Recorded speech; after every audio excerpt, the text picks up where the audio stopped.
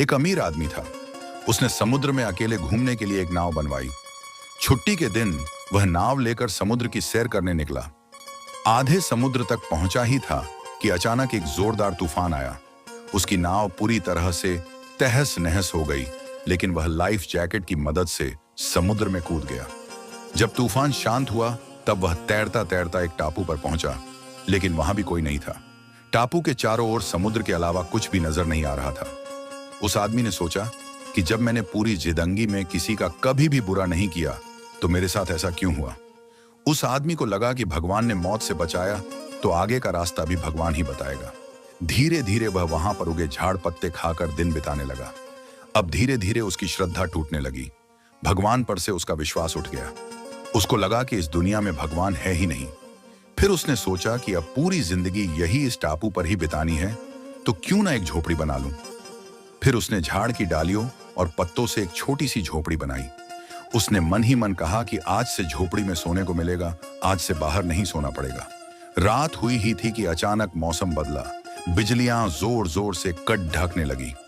तभी अचानक एक बिजली उस झोपड़ी पर आ गिरी और झोपड़ी धधकते हुए जलने लगी। यह देखकर वह आदमी टूट गया। आसमान की तरफ देखकर बोला, तू भगवान नहीं, राक्षस है। तुझ में दया जैसा कुछ है ही नहीं, तू बहुत क्रूर है। वह व्यक्ति हताश होकर सर पर हाथ रखकर रो रहा था कि अचानक एक नाव टापू के पास आई। नाव से उतरकर दो आदमी बाहर आए और बोले कि हम तुम्हें बचाने आए हैं। दूर से इस वीरान टापू में जलता हुआ झोपड़ा देखा तो लगा कि कोई उस टापू पर मुसीबत में है। अगर तुम अपनी झोपड़ी नहीं जलाते तो हमें पता नहीं चलता कि टापू पर कोई है। उस आदमी की आंखों से आंसू गिरने लगे। उसने ईश्वर से माफी मांगी और बोला कि मुझे क्या पता कि आपने मुझे बचाने के लिए मेरी झोपड़ी जलाई थी। सीख: दिन चाहे सुख के हों या दुख के, भगवान अपने भक्तों के साथ हमेशा रहते हैं।